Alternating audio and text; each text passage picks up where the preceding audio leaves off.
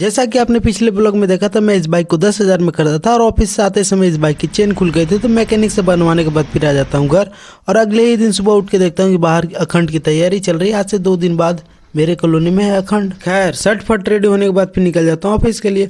Office पहुँच के अपने काम को स्टार्ट करता हूँ।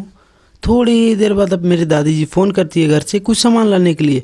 तो मैं पंकज जी के साथ निकल जाता हूँ सामान लाने के लिए और सामान लाने के बाद फिर दे देता हूँ दादी को। बाहर आए कुछ खाए ना, ऐसा हो नहीं सकता। बाहर से कुछ खाने के बाद फिर आ जाता हूँ ऑफिस में काम करने के बाद फिर दोपहर के 2 बजे होता है लंच।